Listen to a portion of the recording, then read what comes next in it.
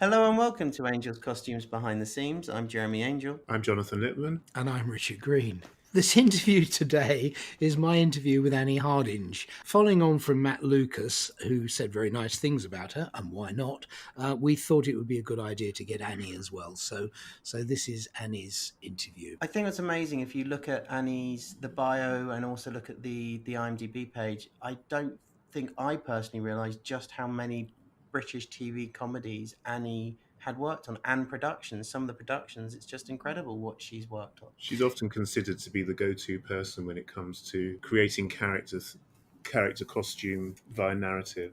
Yeah, and you're right, Jeremy. You know, it's like a who's who of British comedy for the last sort of 20, 30 years. And you keep seeing the same people appearing, sort of almost guesting in different things. So on extras, there are people guesting, and there's, it's quite an amazing CV, really. No, it really is. And some of the productions are, and not just the comedy stuff, some of the other things that she's worked on is nice. And it's Well, just, the BBC connection is very important. I think that's a really good a really big thing, which I think is coming through, and I think that's maybe something for us to look at in a later date. Just how important the BBC has been for some of the most established designers we have today, As a training ground and as an opportunity to practice their craft within a very structured but also very protected environment. Yeah, supportive, I think, possibly rather than protected. But yeah, there was a whole, and I think, I can't remember who it was now, but there was somebody made a whole point about just the number of staff that they had, the number of dressers and the number of assistants and things. And yeah, every ex-member of BBC that when I say protected, I mean within that, without naming names, there were some shockers as well as some amazing people. There's certainly, we don't name names here. We don't name names here. There certainly were some shockers. There were some scary ones. Who hung on and clung on for grim life because they were sort of protected within that massive organisation. Yes. In that sense, you're right. They tended to look after their own. Yes. Okay. But the other thing which is interesting, if you listen to some of the interviews, take Ray Holman's as an example. Ray didn't think he was ready to be a designer, but they thought he was. So that was it. You're designing this job and away you go. And that's what's going on. And it does seem from some of the other people that didn't just happen with Ray. It's happened with a few other costume designers now. And it's lovely to have that decision taken away from you, I suppose, for some people, if they don't think they're ready, but others do.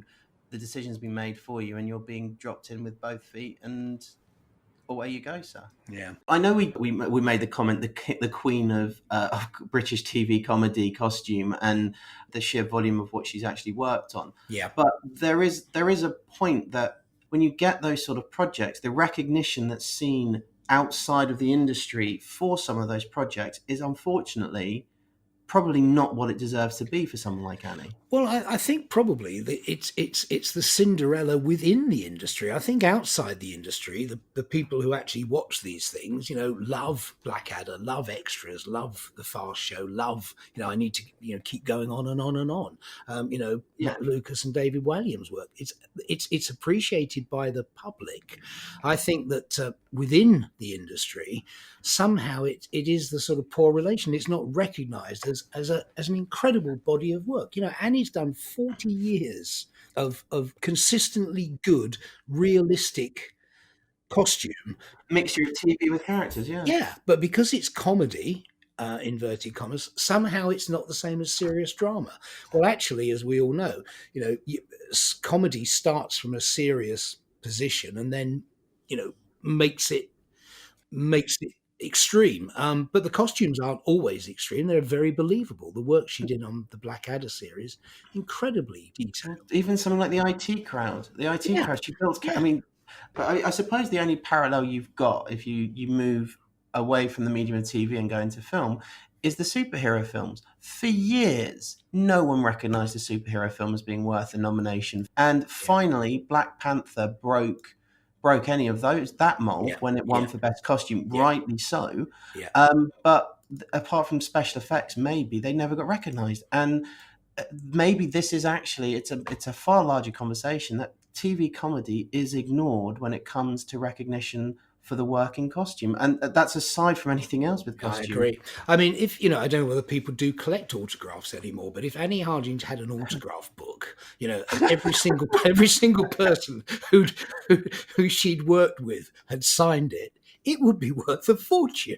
Yeah, but it's a case of, I think it's how you look at the work that she's done, and it's wrong for anyone, I suppose. Well, it's just TV. Well, it might just be TV, but I guarantee you, in every single one of those TV series, you speak to anyone who's watched them, speak to the IT crowd, someone will tell you distinctly, whether it's Richard Adewadi or one of the other characters, what he looked like, what he wore. Blackadder, you could describe Flashard from every single one, Percy from every single one. Okay, we could go down the list, which is what we don't want to do, but you can, and it's not. The Royle Family, you can describe the characters' costumes. Whatever you thought about it, you could describe the costumes from Little Britain. You can describe the costumes from that Mitchum Webb look, the Mighty Bush. It stands out, and they're great. And for whatever reason, as you say, it's crazy. She's got it's not right in that sense. She's got the recognition probably from her peers, but not on a wider industry. Yeah. And if you think about worldwide sales of those programs, again, it's probably a massive revenue generator. I would hazard a guess that Blackadder is sold to a lot of TV stations abroad, and the same with all of these things.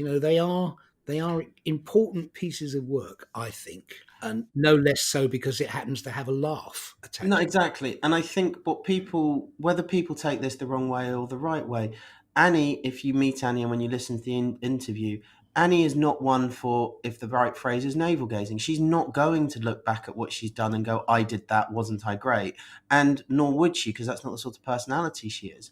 However, we can definitely look back at the work that we've seen she's done and go, actually, it's wrong that it might not be recognized as much as it should be, because you have got someone who has created some iconic looks and consistently done it, and which is another reason what makes the interview you're about to hear so fascinating, when you hear how humble she is about talking about these projects. So I'm really glad you sat down and talked with her to find out all her views. Yes, and I do think she recognises that she'll be the first to say, I've worked with almost all of them, and almost generational, because when she started, it was with one group of actors or comedians, and she's moved on. Anyway, very good. Very good. And a nice woman. Well, we hope you've been enjoying these conversations. We definitely have been, and we've been enjoying your feedback. If you have any questions or queries for us, please email them to podcast@angels.co.uk. You can visit our website, which is www.angelsbehindtheseams.com, or you can find us on social media. We're on Instagram, Twitter, and Facebook /Costume Podcast. And here is Richard's chat with Annie Hardinge.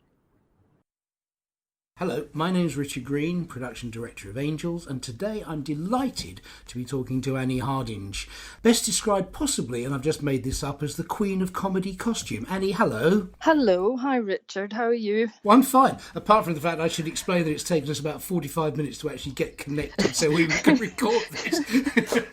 There's two people going, well, I don't know, and you going, I don't know either, but we're here, and I'm really glad to be speaking to you. So, the purpose of this is to give people an insight into the various ways you can get into the business and people's experiences in the business. So the first question is really a straightforward one. How did you get into the business? I'm a fashion graduate. I went to Edinburgh Art School and did a BA, and I then did an MA at the Royal College of Art. So when I did my degree show, I got a job in fashion based on my degree show straight away. Excellent. Different days, I have to say, where you got a job straight away. Yes. And I worked in fashion as a designer for a company called Sterling Cooper. I don't know if you remember that far back. I know. Sadly, I do, Annie. I've got a feeling. I think you and I are the same age, aren't we? I worked as a fashion designer for Sterling Cooper and a company called Reldan, who were kind of really big back in the day. Obviously, they've all gone under now. And I was not satisfied with being a fashion designer. For me, it just wasn't enough. Right. There wasn't enough content there to keep me really occupied mentally.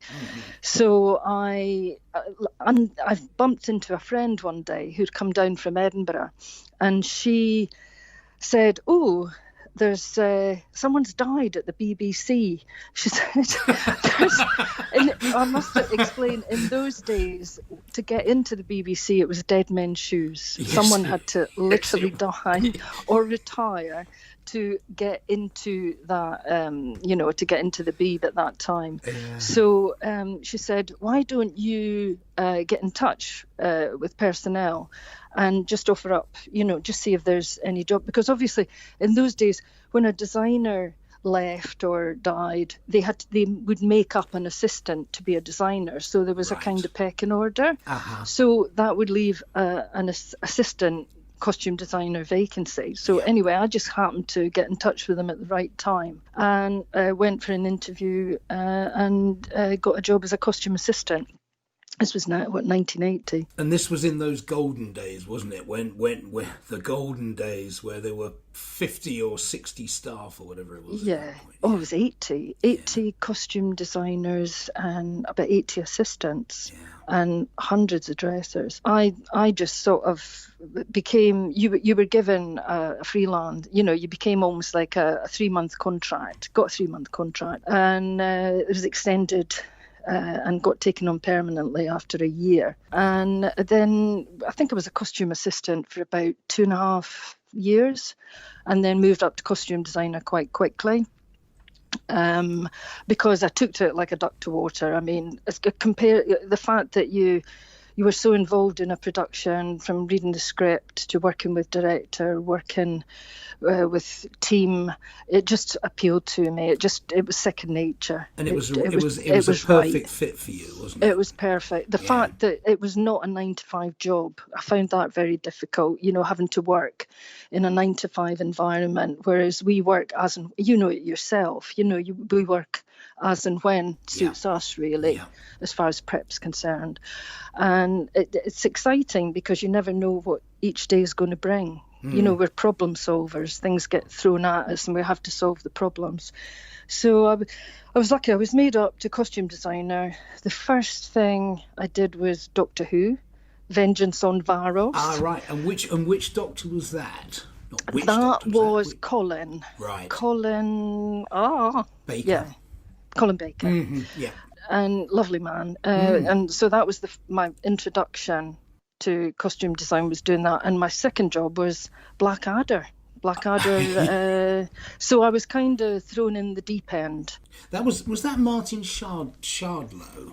Was Martin the director, or was that the first one? I can't remember now. I think that must have been the first one. It was Mandy Fletcher. Right. Was the director of the Blackadder, the Elizabethan Blackadder, as we call it. Yeah. And that was your second gig as costume designer at the BBC? That was the second thing I ever did. Because in those days, you were like gun for hire. You had to do whatever they wanted you to do. So if they wanted to put you on a quiz show, you do a quiz show.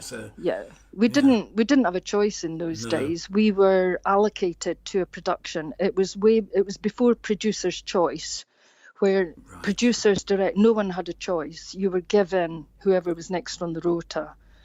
And because I was new, I think they decided I needed to do something. I needed to do design type work, rather than just doing everyday shopping, Grange Hill, EastEnders, that sort of thing. Right. They decided that they wanted to try me out on design shows where things had to be made, had to do drawings, that sort of thing, to see how I would stand up, I suppose, throwing me in the deep end. I mean, that really is chucking you in the deep end, isn't it? I mean, when you think about it, it was comedy, and perhaps the BBC were a bit dubious about period costume comedy at that point. I can't really remember, but to kind of get that gig, a straight period show. Oh yeah, amazing. Yeah, I mean, as an assistant, I suppose I'd had some kind of experience of it because I did things like Blake 7. I don't know if anyone can remember that, but that was such fun. And I have to say, that's when I look back at my career, I'm been incredibly lucky because I've never been out of work. I've always worked. Very rarely had holidays and things, because I don't know, I just sort of enjoy it so much. Yeah. And back in the day, it really was fun. It wasn't. It's more like a job now because circumstances have changed. But back in the day, it was fun. I used to stand in a field with Vic and Bob and the Fascio boys and think, oh my God, I'm getting paid to do this. It's wonderful. They're paying me for this. I mean, at the start of this, I referred to you as the queen of costume or comedy costume, which I only just thought about when we were talking on the phone. But actually, when you look at your IMDb credits, I do not think that there is a British comedian that you haven't actually worked with. I mean, it's amazing if you look at all of that stuff. And of course, we can talk about David and Matt in a wee while, but actually starting with Blackadder, Rowan and those guys, and then going on Fast Show, Ricky Gervais, Annie, you've worked with all of them. Yeah, and I, as an assistant, I actually assisted Barbara Kidd on The Young Ones. Did you? So, right. Yeah. I was her, and that was literally just before I was made up to costume designer. So I had, a good relationship with those boys, and subsequently Rick was Captain Flashheart in yes, yeah, Blackadder. absolutely. I mean, again, it was there's a constant sort of people revisiting, and you see Ricky Gervais appearing in this, and then of course he's in extras, and you've got other people coming in. I mean, is it a fairly sort of a closed community? I mean, these people obviously all genuinely like one another. Do you get that sense? Yes, and I think that's why, to start, I mean, I do a lot of drama-based things now, but back at that time, you were only as good as your last job, and therefore, when, like, say, I did the Fast Show, Charlie Higson recommended me to Vic and Bob, so I went and Charlie was a producer on The Smell of Reeves and Mortimer. So I went from the Fast Show onto The Smell of Reeves and Mortimer because I'd done a good job on the Fast Show. You know, so in those days you were only as good as your last job, and I suppose that's still the same. And therefore your contacts were made through each production. Because I started out on comedy, I kind of kept that up because they were the people who asked me to do the next job. Therefore, it was obviously going to be a comedy-based job, and that's how I met Matt and David, because they were extras on the first series of The Smell of Reeves and Mortimer. Yes, they used to do walk-ons and things, and then they got their own show, which was Rock Profiles. That was the precursor to Little Britain. So again, just kept working the whole time. Did bring up 2 children. I did have a life. Yes, you managed to successfully. I mean, and you're right. I think I've actually ever really known you stop working. I mean, you do one, you finish one, and then a week or a couple of weeks later you're back in. But of course, yes, you've raised 2 daughters very successfully, and very successful daughters. So you managed to juggle that one as well. And the other thing, I mean, Jeremy has actually interviewed Matt Lucas, and he talks very highly of you and your skill. And what I wanted to say was that although a lot of your work has been based on comedy, there has always been an accuracy and a truth about your costumes. The historical costumes, the Blackadder ones, of course. You and I doing Blackadder Goes Forth, and making sure those uniforms were correct and things like that. So it's a clever art, I think, you've got of actually making comedy look straight, if you see what I mean. Yes, because there's a fine line between it being a joke and being real, and I tend to err towards the heightened reality.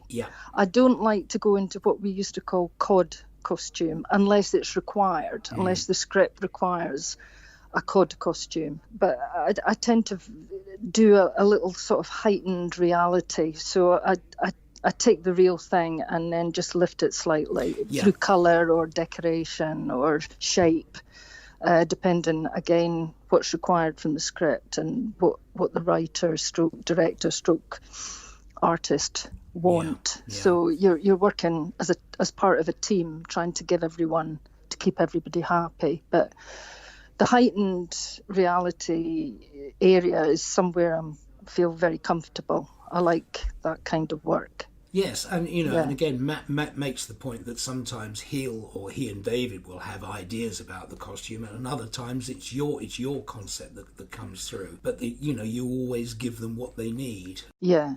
Well, you have a starting point where they say, "Oh, this character, we'd like to go in this direction," and then you maybe offer up things that they hadn't thought of.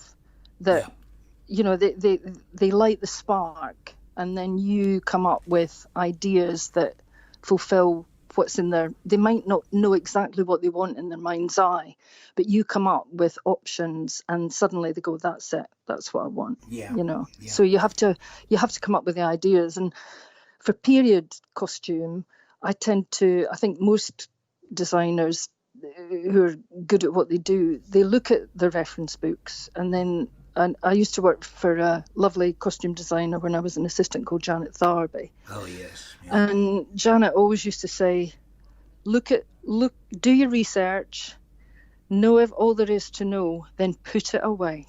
Put it away. Don't look at it. Use what you've learned. Take the essence of what you've learned and apply that to your designs. Don't just go through a reference book and copy things. Get to the essence of the character. And that's what I do. I tend to look at the reference books, get the knowledge, then put it away and don't look at it again. Use what you've seen and interpret it in your own way. Yeah, that's very wise. Very wise. Yeah, should have claimed that on your own. I would have. No, maybe we'll edit Janet out. No, of course we won't. We won't do that. But you do because. but you do because, like, when I went freelance, when I left the Beeb, and one of the first things I did when I was freelance was I started doing things like working with Simon Pegg and Naira Park and Edgar Wright, and who were incredibly creative. And I was so lucky to sort of meet them through Matt actually. Yeah. I met Edgar. And then that led to Shaun of the Dead, Hot Fuzz. And again, all these things are real, but they're quite stylized, and they're almost like cartoon characters brought to life in a real sort of way. It's hard to describe. No. I'm sure you've seen all those films. Yeah. But Edgar, like when we did Shaun of the Dead, each character had his own look and his own colour scheme and his own style, but put them all together, they were like a wonderful cartoon strip that brought to life. So cartoon, but without being ridiculously cartoonish. Real, real people. Yeah. So the actors could live through the costume. And that really is important to you, isn't it? I mean, I can hear that when you're saying it. The reality is crucial. And I said once before, you have to know what the rules are before you can break the rules. And in this particular instance, you know what costume you want, but then you can say heighten the reality and twist it a little bit. Yeah. So when you get a project and you rarely stop working, but a script drops through the door and you have to decide whether you want it or you don't want it, what interests you about it? Is it the challenge of the costume? Well, you have to have some sort of challenge. Yeah. Or it's just somebody you'd like to work with. A director you've never worked with before who you like their work and you want to work with them, or it's a genre you haven't done before. Like when I did Shaun of the Dead, I hadn't done horror. No. Or what's it? Rom-com. I hadn't done a rom-com before. If you can say it, you can do it. Yeah, because it was really strange because when I did the 2 series of Spaced with Edgar and Simon, and Edgar always said, I'm gonna do a zombie film. We're writing a zombie film, and if we do this zombie film, you'll do the costumes. And what it's like. You think, yeah. I think it's never going to happen. And of course it did. And that's the other thing, Richard. When you work with people, there is a lot of loyalty. Like I've been lucky, especially with like Matt and David, where they've been loyal. Like I'm still doing David's costumes, you know, for different things. Yeah. And I think we've worked together for over 20 years now. So, you know, there is a loyalty. That's the other reason that you keep working, is because people are loyal and they come back to you. Yes. All the time. Well, as I say, Annie, Matt talks very, very highly about you and your contribution to, you know, their productions, which I think is great. And you're right, you know, loyalty. People are loyal to you because you're coming up with the goods and you're actually, you know, doing the job. Yeah, and I think as long as you're enjoying the job, you will keep going if you can. You know, you that's the other good thing about this job, and I'm sure you find it in your area. Age doesn't really come into it. If you've got energy and you love what you do and you're interested and you offer up ideas, people are going to want to work with you, no matter how old you are or how young you are. You know, if you've got something they can tap into, you know, you'll keep going. Yeah. So it's a long career. It's not a short career like being a model or areas where or a footballer, you know, where you've got a short time span where you're in your optimum prime. Yes. And you know, you do bring energy to everything you do. I mean, you know, I do. I try. Oh, you certainly do that. So you have a team that you work with, presumably, as well. I mean, you know, you're the costume designer, but you have makers, and I think Matt mentioned Pat Farmer in part of his. Yeah, Pat makes, or used to make, for Matt and David, because she's very good at drag and body padding, and, you know, again, she's good at larger than life characters. And so Pat, for decades, Pat has made many costumes. Yes. And she's a lovely lady. Yeah. And again, presuming that's down to a trust thing. You know, you can go to her, give her a brief, and she'll get it. And you know that basically, you know, she'll come up with the goods. Yeah, and also the actors, like Matt and David, they trust Pat implicitly. They know that what she comes up with is exactly what they want, you know, and yeah. So it's quite, you know, it's all based on trust, isn't it? It is really, Annie. Yes. I mean, going back to those BBC days, again, you said this, you know, it was an incredible training ground, wasn't it?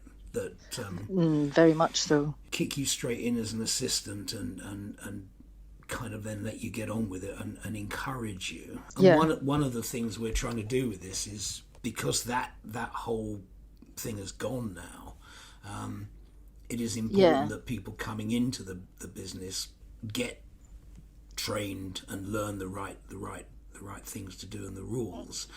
You presumably do take on interns and assistants and bring them on. Yeah, we always do. To be honest, we couldn't function without our trainees. Yeah. You know, they just round out the team, especially for the supervisor on the truck. You know, the trainees like the right-hand person. And on Cobra, I had a lovely trainee called Annie Stenhouse, and we were up in Manchester all the time. So I was travelling. Cobra came out end of last year, actually, beginning of this year, I think, and it starred Robert Carlyle and Victoria Hamilton. But because most of the actors actually lived in London, I was up and down on the train. So we were based in Manchester. It was all filmed in Manchester, but I was up and down on the train all the time. And Annie was like my right-hand person. She was like my assistant, and she was wonderful, really, really good and thorough. And you don't realise you're trying to train people who are like her, who grasp it really quickly. You're trying to train them up in the right way, to do things in a good manner, not to pick up bad habits, you know. Mm-hmm. That's what I try not to let them fall into bad habits. So there are some people who adapt to the work, because you have to think on your feet. You know what the job's like. You have to think on your feet, problem solving, you'll get a phone call, you're doing one thing, you have to do 10 other things before you do that one thing. So you've got to not run around like a headless chicken, you've got to prioritise. And because I come from a sketch show background, you learn how to prioritise, because you've got such little prep time that unless you prioritise, you don't know, there's no way you're going to get through the volume of work that you've got to do and all the deadlines that you've got to fulfil. Yeah. So you've just got to have that kind of brain where you can switch off and order your mind to focus on what needs to be done. And of course now, I don't know how COVID's going to, people haven't started going back to work yet, though it's imminent. Yeah. But it's going to slow productions down. We're not going to be able to suddenly grab something and stick it on an actor and that will have to do, because we've got to think about health and safety and all the rest of it. So I think prep time's probably going to have to be much longer than we're used to. Back in the day, prep time was a lot longer than we have now. Well, I was going to say to you, in some ways, perhaps a step back and a little bit more prep time is no bad thing, because as you say, I mean, I don't know how long you had to prep. Let's say Blackadder goes forth, but I mean, I'd say there were probably about at least 8 weeks from us. Longer than that? No, it was a month. A month? Was it only a month? It was a month. Good Lord. All my Blackadders, we had 4 weeks. Even the Elizabethan one, that was a nightmare. I bet it was. Trying to do that. I really must talk to you about the snake and the dagger embroidery at some point, because that's got to be like one of the most iconic things ever, isn't it? In costume. Yeah. It's great. How long did that take to get done then? That was through the School of Needlecraft. Right. Yeah. And it was a lovely old lady who must have been in her 80s. She did some work on. So not that old then, Annie. No. She did a lot of work on Queenie's dresses. She embellished old bedspreads and things to make them look wonderful in 3D. And she gave me the contact details of a lovely lady from the School of Needlework, the Royal School of Needlework, and she made the daggers. She did a brilliant job. She did indeed. Amazing. Yeah, absolutely amazing. So there was only actually a month from you coming in to say we're doing a First World War one, and we've got these characters, and we want to make his. Good God. I know. Yeah. I don't know, because you made the costume for Stephen. In fact, you made all of the costumes. We made all of them. Yeah. Baldrick. Yeah, Rowan's. Baldrick's, I think maybe I just gave you one and you took a cheese grater to it. Or several cheese graters. Interestingly, my lovely friend, my fellow costume designer friend, Sheena Napier, she actually knitted Baldrick's scarf. Did she? I'd commissioned a friend of hers to knit it and was let down by that person. So Sheena ended up knitting it herself. Bless her. So, But, we had not that much time because it was seen as a sitcom. It wasn't seen as a period piece at that time. It's a sitcom, it'd be fine. You can do it in 4 weeks. That'd be great. Thank you. So you just did it. You had to do it. And it's like that now. You never have enough prep time. I think we also had the luxury in those days where budgets, when you worked at the B, budgets didn't really come into it. No, indeed. Taxis Whereas to pick now up a it's pack all of about needles. the budget. And, Yes. I mean, something like that now you wouldn't make. You would just hire. You'd just come to you and hire the costumes, hire the uniforms. Whereas we were lucky in those days. We could have things made to measure. Yes, and actually we custom made every single one of those. They were all slightly different, and they were all given a little bit of And some of it, again, we were talking about heightened reality. Remember, we accentuated the jodhpurs on Percy. Yeah. Darling. We accentuated the shape of Captain Melchett's uniform and all the rest of it. It's very subtle, but it was there, and that added, although the viewer wouldn't notice, it added to the character. Yeah, and it made the boys feel kind of like slightly special as well, because you were explaining. I mean, in the fittings, you were explaining what we were doing and why we were doing it, and why he'd got medals from this particular campaign and various other things, and all of that. Again, it's your attention to detail. Know the rules before you bend the rules or break the rules is the case. It is. I mean, that also works because when I did the film Eddie the Eagle, that was really tough because we had to recreate the Olympics, from the 80s. Yeah. And, and just skiing. Every skier on that film had to have, every stunt skier had to have so many ski suits because there's a limited time that they can wear them. They can only wear each ski suit, I think, up to 3 times, and then they had to have a new one because of the aerodynamics. And there's only one person in the whole of Europe who actually makes those ski suits. So that was a bit of a logistical nightmare. But, we got there and it looked great and colourful and stylish. And the same with Blinded by the Light. We came to you and we were doing the 80s, which is a period that I love. So, yeah. And luckily you've got good stock. Yes. I mean, back on Eddie the Eagle, you're right, because not only, there's the making side, all of those things you had to do for the teams and the individual jumpers and all that stuff. But I also remember us having these conversations about the crowd, the very colour of the ski wear and the warm weather wear that the crowd were wearing is different to what you get today. Yeah. And trying to match all of that in was completely different. It was much brighter and the shapes were different. So it was a big job and an interesting job. It worked though. You were happy with it, weren't you? Yeah, I was. Yeah, definitely. Yeah, one of those questions that nobody likes. What's the favourite thing that you've worked on so far, Annie? Oh my God, it changes. Well, that's fine, because you can say all of them. This isn't Desert Island Discs, you don't have to choose one. It's the variety, because I've been lucky that I've had such a huge variety over the decades. And that's what keeps you interested. That's what keeps it fun. And also, even though you've been working in the industry for many years, you still, every time you do a project, you still have problems to solve that you haven't come up against before. There's always a new problem that you thought, oh God, I haven't had to do this before. And that's what keeps it interesting and keeps it exciting. And it's nice to vary your projects, like period one time and then do a really ultra modern one, then do something with dancers. And I'm lucky that I've been able to do all of that. I haven't just stuck to one genre. I've been able to do everything. Yeah. Again, yes, you're right.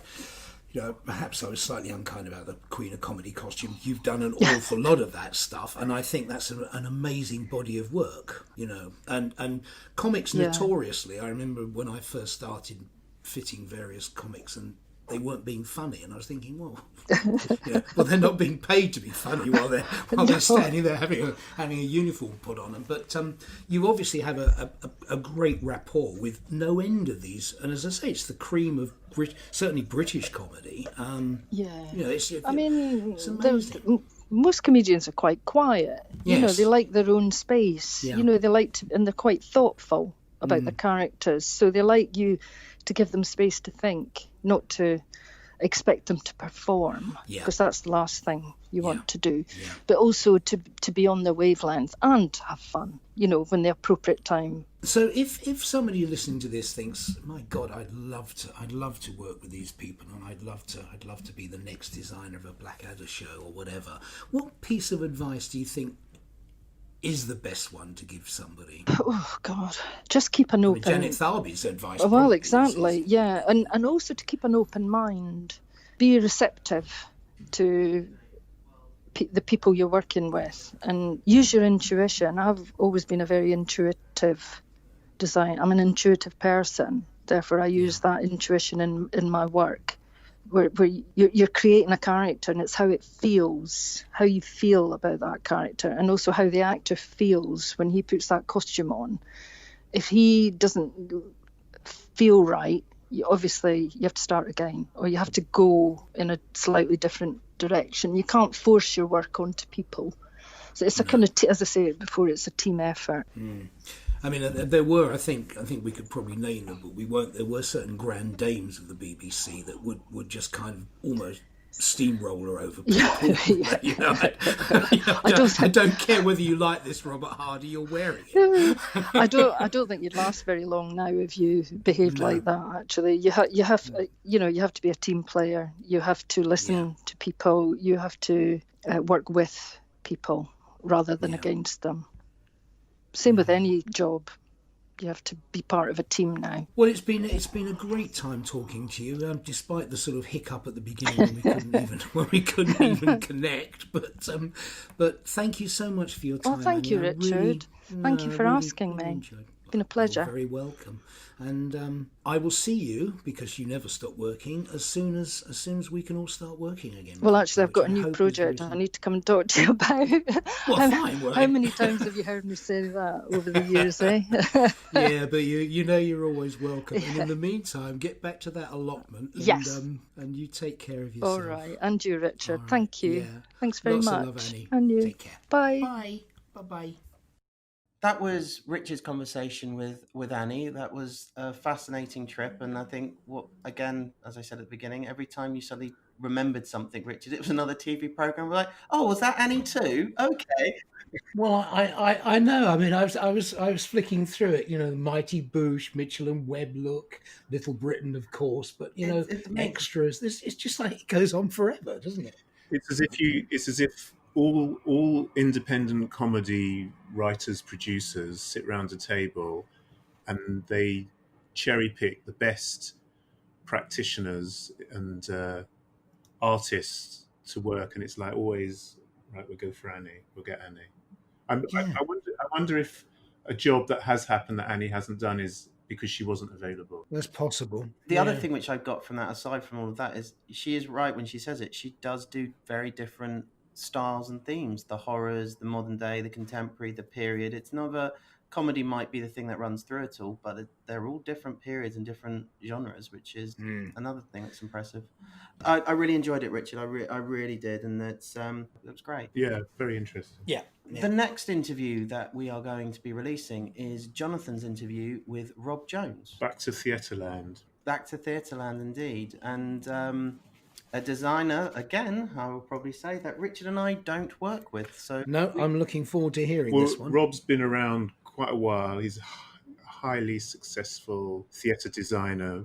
That means, combines set and costume largely, but increasingly, because he's so busy, tends to segue away from costume. And I had an amazing opportunity of working with him last year on a production of Fiddler on the Roof. And having known him for many years as a customer at Angels, and also seeing his work on stage, it was sort of a pleasure to have the opportunity of sort of seeing how he functions with his teams firsthand, and then how the relationship worked between the two of us. I have a question with all of this, and we have designers that we've spoken to, that you've spoken to, and one I've spoken to, who actually they do both, but they've seemed to enjoy more doing costume, and that's where they've sort of been leaning more recently.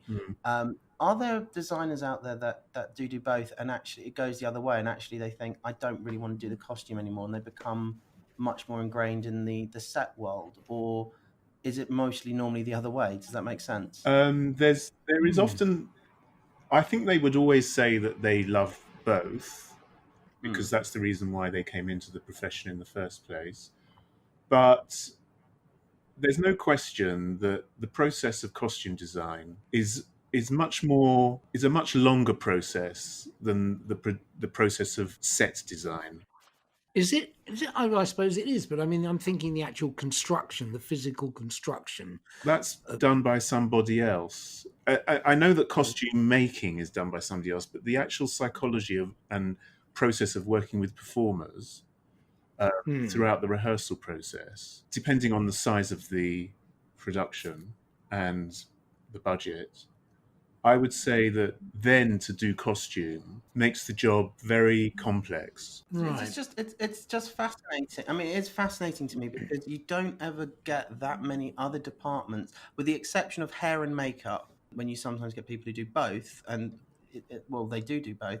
There aren't many other departments that double up in that sense, like costume and set design. So it's very interesting that those two in theatre have been not fought together, because but are created together. sound would be one department and lighting would be another. But I Well, it's suppose, Jonathan, design. It comes into the concept. Yeah. It comes into the Yeah. category of design, and of course, this is all completely separate to the mediums of film and television. Yeah, it's just an interesting thought I had. I just wondered, as I said, we've heard people go the other way. Like Gabby, I think Gabby's been concentrating more on costume recently than set, and some of the other people we've spoken to had the same thing. So I just wondered if it worked the other way, and so no, thank you. And I suppose it's easier with set, because until you get to the point where stage left turns around and says, "Well, I don't like this backdrop because it makes my curtain look big," then you are dealing with inanimate objects that don't have an opinion about what they should be looking like. The skill of architecture is not the same as working with former. Yeah. My stage is too raked for me to take this chair. Well, here is a small sample of Jonathan's conversation with Rob Jones. The thing I enjoy about my work and collaborating with directors is I feel when we're designing productions and you ultimately, for an audience, an auditorium, for me, I think the audience needs to really understand where they are. And as soon as the audience understand the world they're in, they feel comfortable, they then sort of almost lean in to watch and they're not worried. If the audience spends the first 15 to 20 minutes thinking, where am I? I don't quite understand this. Who's that person? What's that? You've lost them. And they don't listen to what anyone's saying. And it can be as clear as you like on stage. The actors could have complete clarity in telling the story, but the audience aren't actually listening because they're trying to work out where they are. And I think that's one of the things I most enjoy about our world, is saying to an audience, come with us. This is the world we're in. We're going to take you on this journey, and this is a story we're going to tell. And they will be with you every second of the way. And to that end, you can do a completely empty stage, but if the floor is right and a piece of furniture and a light fitting, the clothes vital, and a few props, they will fill in all of those gaps.